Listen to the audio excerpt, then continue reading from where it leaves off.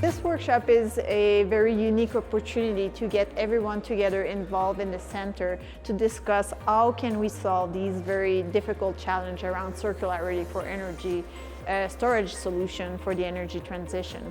And it's through these workshops that we can actually bounce ideas out of each other and as well connect, because moving forward we really need to work together, and there's nothing that replaces actual face-to-face getting to know each other and having all of these informal discussion as well as this very formal workshop.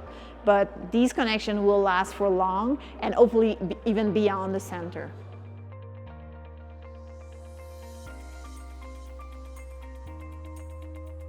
The climate crisis, resource depletion, and environmental degradation are the consequences of our linear thinking.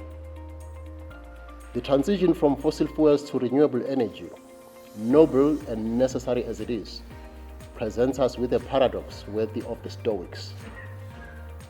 We cannot solve an environmental crisis created by unsustainable material extraction by more unsustainable material extraction.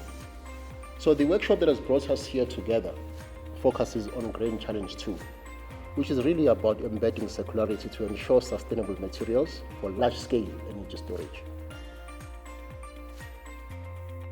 So we have people from all over the place covering all sorts of different fields. So we have people from the earth science, so geology, geophysics, geochemistry. We have people for the material science side of things, chemists, and people like very specifically developing sensing technology to source metal.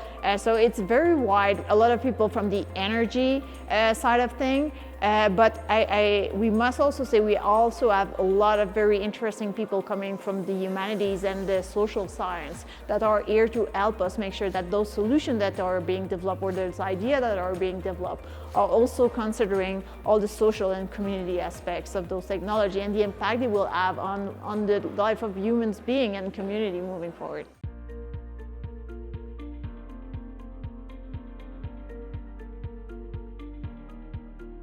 I'm excited to be part of this program and initiative coming from Rio Tinto on circularity of energy storage materials.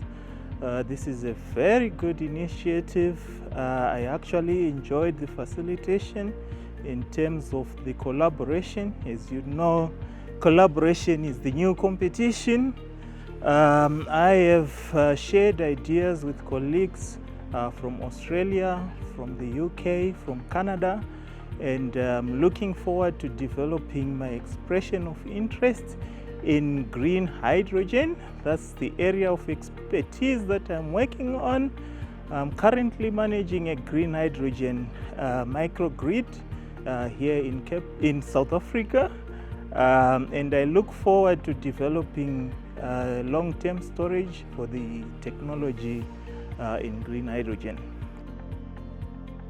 This workshop in South Africa has been amazing, like everyone being in the same place and being able to interact with people over breakfast, over lunch, over dinner, over social activities and walks. It means that you really get to know the other people and what they're like as academics, but also what drives them, and so it's been a really unique experience. So some of the key points that I've taken away is just the diversity of research in this area of circular materials and long duration energy storage, and I guess the expertise that different disciplines bring to the problem.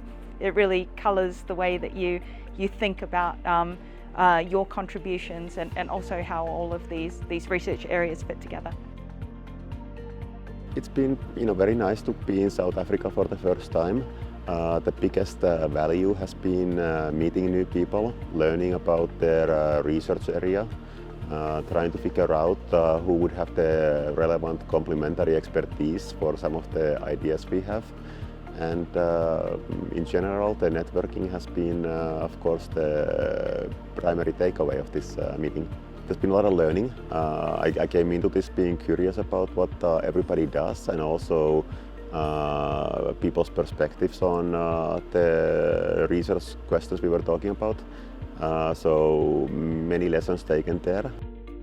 Well, I was very impressed with the breadth of expertise here, the projects that are starting to germinate around the expression of interest. The importance of this is addressing the grand challenges that our society faces and bringing together interdisciplinary teams from around the world.